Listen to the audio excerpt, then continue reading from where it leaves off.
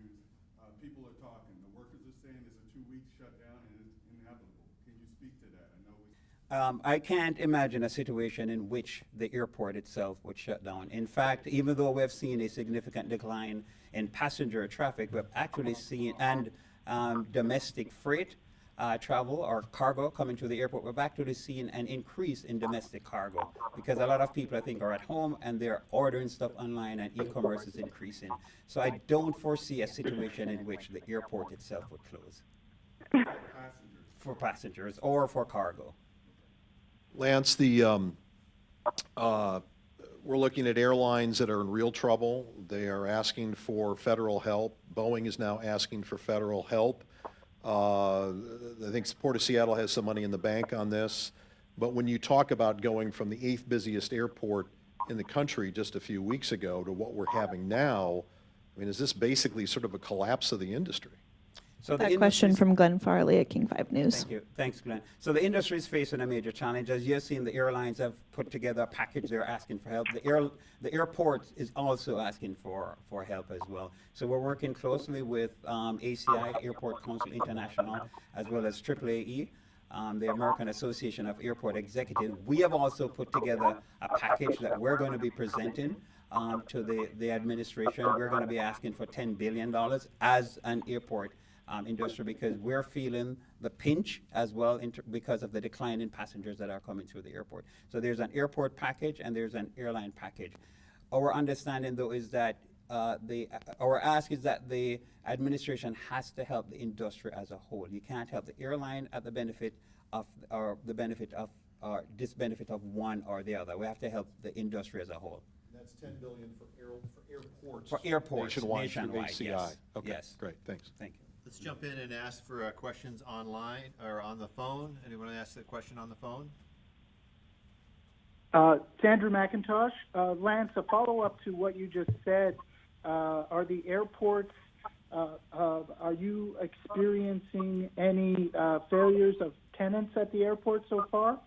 Yes, so there are several of as I mentioned earlier in my speaking points, there are several restaurants that have closed already. I think we have up to 10 that have closed already, and that may change tomorrow depending on the decline in the number of passengers coming through the airport. Andrew, we just published a blog post on the Port's newsroom that has a list of what those are, if you wanted to reference it, by the way. Matt Markovich. Yeah, the call's kind of coming in and out, so.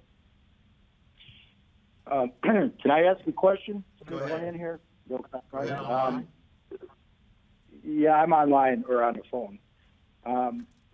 There's estimates of just the major corporations, Amazon, Microsoft, spend like $600 million a year on air travel, and the numbers you gave they're down to 17,000 a day, right? You got 50,000.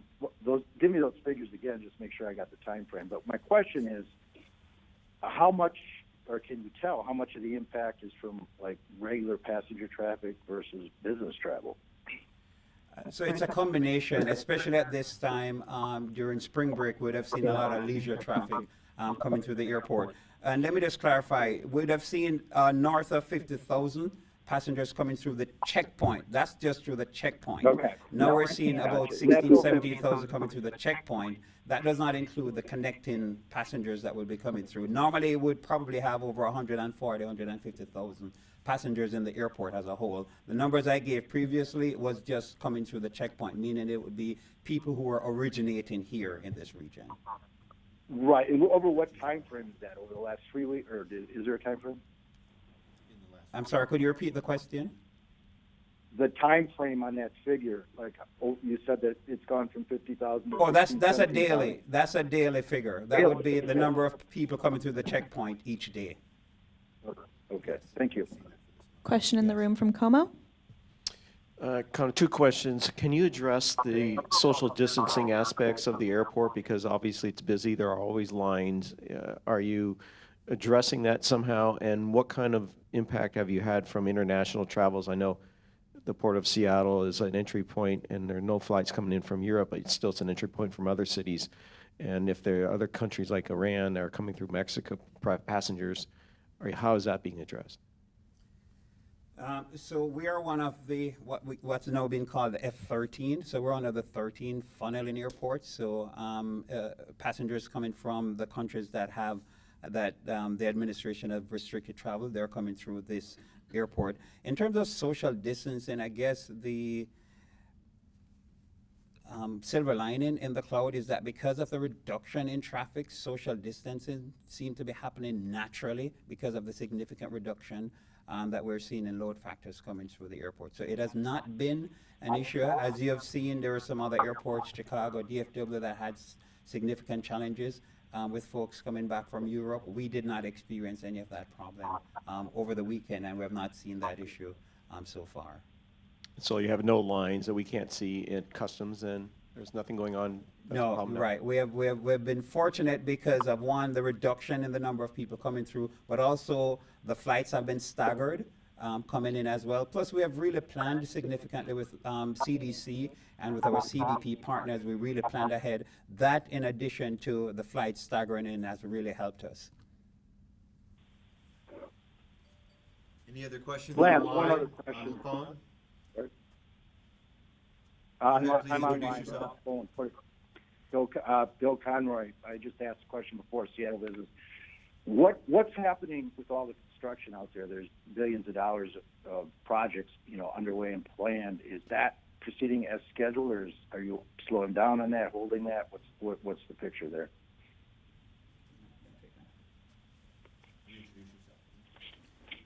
This is Steve Metrick, Executive Director for the Port of Seattle.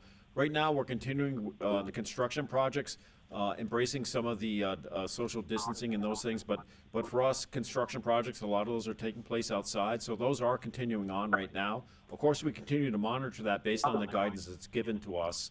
I will say that we did have one project where there was an individual who was diagnosed with that, and that project has been shut down. Will be stopped for 2 weeks, and then we'll start up again. So we're continuing on those projects because that's an important part, both for the economy and then for the progress that we have here at all our projects across at the airport and across all the ports all the projects at the port. Is the funding? I'm sorry to interrupt, but again, but is the funding for that okay, or is that part of the reason you're looking for additional? The airline industry is looking, for that additional funding. We're fine on that. When we look at our overall budget, we'll look at that. We're doing part of that analysis. Lance emphasized that, that we're looking at all the mixtures of the projects. Of course, going forward, we would examine that as part of our due diligence to look at the impacts of this as we experience them, to see. But right now, the projects that are underway, the best thing we can do is continue those projects for both the benefit they provide the projects themselves, but also the economic benefit of the projects in this situation. So, but right now that's continuing on, and we're in close contact, with the contractors and the work that's ongoing. Sure. Okay, thank you. Steve. Peter Steve, Steinbrook, Andrew President of the Seattle Port Commission. I just wanted to add to that. There will come a day when we will need a fully functional airport to address the long-term capacity and growth of our region.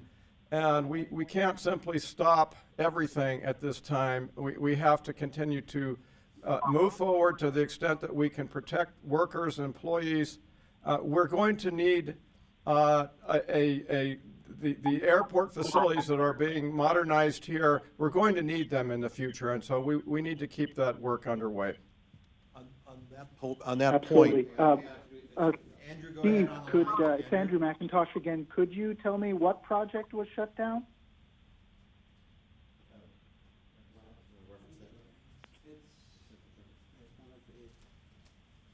It's one of the central terminal projects. Thanks, Lance. let me pick up Carolyn, I have a question. on your point about where we go in the future. This is Glenn Farley again with King TV. There will be an end when this happens, but the question becomes, will this industry be altered for years because of it? I mean, we're now seeing people working from home. We're seeing more people doing conference calls, which may mean there's less travel in the future potentially. Have you examined that as part of your forward-looking, or have you even had time to look at it?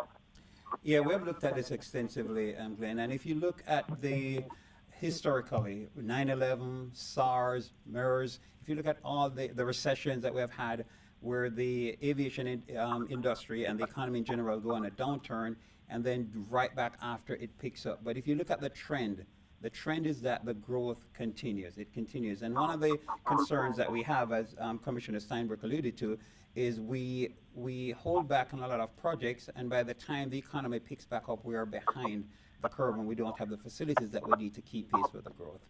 So the expectation is that we will be in a downturn for a while, but then it will pick back up and we'll go through another boom period. And sometime down the road again, we'll have some other event that will cause us to have a downturn, and then it will pick back up again. If you look historically, that's just how it has happened. We'll go to Caroline Adolph on the line next. Oh, thank you. Yes, the question is for Lance Little. How are your workers doing? I mean, they've been, on the front lines every day in a situation that becomes more complex by the day. What are they telling you about how they're feeling? Well, I must just say thanks to all of our frontline workers. I try to get out there with them pretty much every day. They are the unsung heroes, or some of the unsung heroes in this situation. They take their job very seriously. They are also practicing the protocols that we have put out there in terms of social distancing, in terms of everything that they must do to keep themselves safe. But at the same time, they know they have a sense of responsibility to keep our passengers moving safely, securely, and efficiently through the airport. But so far, all the ones that I've spoken to, they of course are concerned about what's happening, but they understand that they have a job to do, and I think they're doing it extremely well. Has anybody turned up ill, and had it been COVID? I'm sorry, could you repeat the question? I'm wondering about the latest. Has anyone yet, apart from this worker on project, has anyone tested positive for COVID and become ill? This is Steve Metrick, Executive Director for the Port. Overall at the Port, we have one individual who's been diagnosed with the COVID-19. That person is not working here at the airport in an off-site building, and that person, surrounding that person is now on self-quarantine and then we're also taking the measures that are appropriate to notify the workers surrounding that. But that was not here at the building, not here at SeaTac. It was in a building that we have called the Stock Building, which is nearby here. A question from Q13. Yes, is this the new normal, the protocols that's in place? Sans the social distancing, I understand we might not be able to do that, but are the sanitation stations, the disinfecting of the planes, is this the normal? Will this continue after this period of time? So I can't predict what's going to happen in the future, but I think this is going to be the norm until we get over this pandemic. This is Crystal Hang on, Ball one with more from Tacoma. Can you address Seaport questions with Peter and Steve here? Go ahead. Okay. I mean, it's just more going forward now, taking advantage of your appearance here. What are you hearing from the shipping lines as well as the cruise lines about this summer?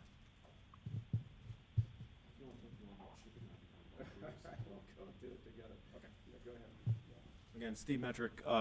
We are looking at, as you know, we've taken a pause, and cruise lines around the world are taking a pause to do that. So we're looking at those conversations with among ourselves, looking at what steps are necessary as we go forward on impacting the cruise season and when to start that cruise season up in light of all the actions that are taking place here. So those conversations are taking place right now as we speak, because that's, as you know, that's off till in April right now, but we have to look at those and make those decisions now, and that's what we're doing right now. So we're definitely looking at, as we've already delayed the cruise season, and we're looking at that in face of what we're looking at now in the community. So that's being undertaken right now.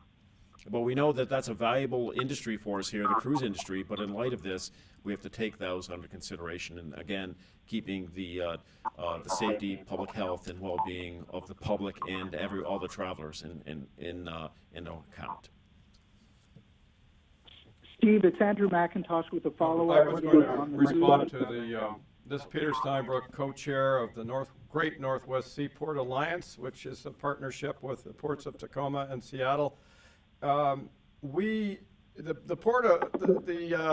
Seaport Alliance operates the fourth largest container cargo facility in North America.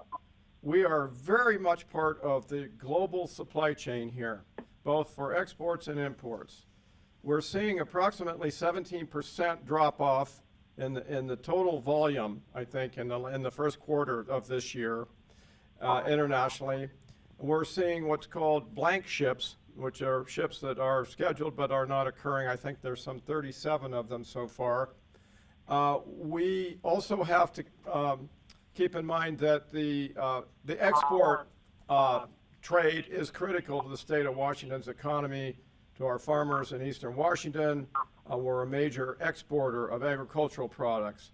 If we don't have the containers to put those products in, because they're not coming here, we can't get the produce out. So we've got some challenges ahead, no question, when it comes to the shipping front in the months ahead. And nobody can really predict, but right now we're definitely feeling very significant impacts. We're recalibrating in terms of the overall potential impacts financially, and there's the whole supply chain, I would add. The shippers, the operators, the longshore workers who are on furloughs, and truckers. So all of those employment impacts are going to be felt here as well. And we'll just have to keep working toward light at the end of the tunnel. We'll go to Andrew on the line and then Graham in the room.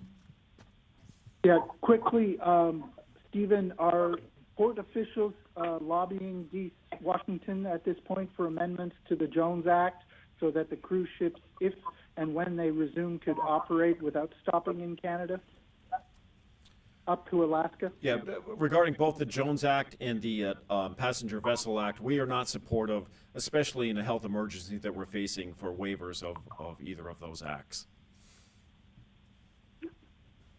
Stephen, knowing the cruise industry as you do, what do you think it will take to recover? How long might that recovery be? And do you think we could be looking at no cruise season at all this year?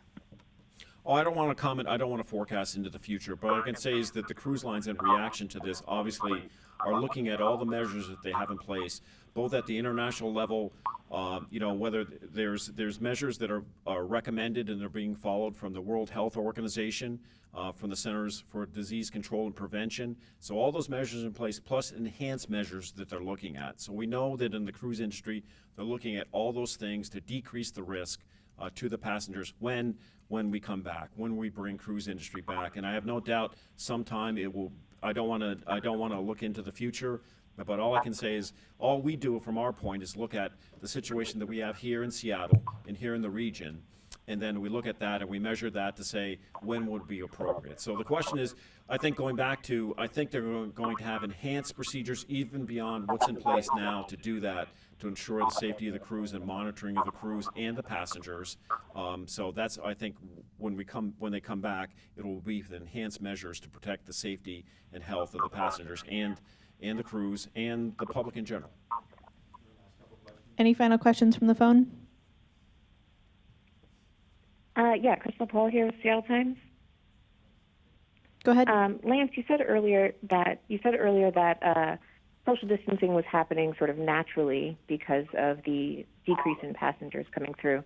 However, we've gotten some reports that there's not a lot of screening. The screening process at customs is pretty fast, and that seems to be what's causing a lot of the crowding at other airports. I'm wondering if the port has, if the airport has any plans in place for crowd control and social distancing should those screening procedures amp up. So the screening function is not a function of the airport or the port. The screening function is a function of the CDC and CBP. However, I think some of the cases that we have seen or we have heard in which passengers said they were not adequately screened coming in over the weekend, for example, they were coming in from Europe and from Ireland, and those two countries over the weekend were not part of the restriction until Monday at midnight. So they didn't get any additional screening as a result, and I think that we heard questions coming from that.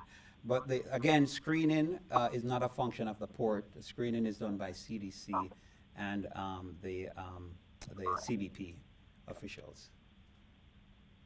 Right, but crowd control and social distancing in the customs area, is that under? Yes, so airport that control? we can assist with, and one of the things that we have looked at is actually working with CDC and CBP to actually hold people on the airplane itself and meter the people coming off into the FIS, or Federal Inspection Services, which is the Customs and Border Protection area. So we can actually help to meter people coming off the plane so we can maintain that social distancing.